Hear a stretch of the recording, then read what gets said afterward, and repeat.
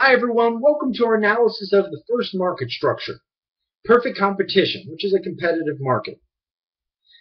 If your local gas station raised its price for gasoline by 20%, it would see a large drop in the amount of gasoline it sold. Its customers would quickly switch to buying their gasoline at other gas stations. By contrast, if your local water company raised the price of water by 20%, it would only see a small decrease in the amount of water it sold. People might water their lawns less often and buy more fuel-efficient shower heads, but they would be hard-pressed to reduce water consumption greatly because they can't find another supplier and they need it so much.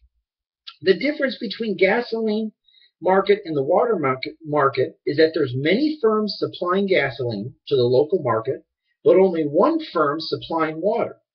As you might expect, these differences in the market structures shape the pricing and production decisions. In this module, we're going to examine the behavior of competitive firms such as your local gas station. You may recall that a market is competitive if each buyer and seller is small compared to the size of the market and therefore has little ability to influence the market price. By contrast, if a firm can influence the market price of the good it sells, it's said to have market power. Later, we're going to examine the behavior of firms with market power, such as your local water company, a monopoly. Our analysis of competitive firms in this chapter sheds light on the decisions that lie behind the supply curve in a competitive market. Not surprisingly, we see that a market supply is tightly linked to firms' cost of production. Less obvious, though, is the question of which among firms' many types of cost, fixed, variable, average, and marginal, are more relevant to the supply decisions.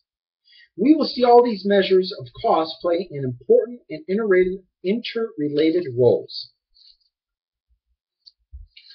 Let's go to the next market structure that we're going to focus on, monopolistic competition. Don't get it confused with monopolies. Now let's assume with monopolistic competition, you walk into a bookstore to buy a book to read during your spring vacation. On the store shelves, you find a Sue Grafton mystery, a Stephen King thriller, a David McCullough history, a Stephanie Meyer vampire romance, and many other choices. When you pick out a book and buy it, what kind of market are you participating in?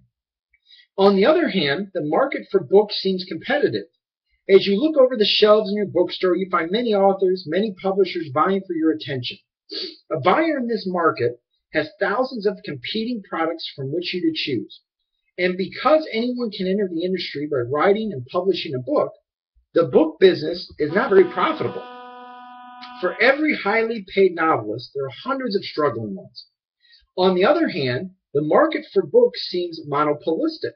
Because each book is unique, publishers have some latitude in choosing what price to charge. The sellers in the market are price makers rather than price takers. And indeed, the price of books generally exceed the marginal cost, additional cost of producing. The price of typical hardcover novels, for instance, is about $25, whereas the cost of printing one additional copy of the novel is $5. The market for novels fits neither competitive nor monopoly markets. Instead, it's best described as a model of monopolistic competition. In this section, we're going to look at monopolistic competition. But as we will see, monopolistically competitive industries are monopolistic in some ways and competitive in others. The model not only describes the publishing industry, but also the market for other goods and services. So I look forward to your effort this week.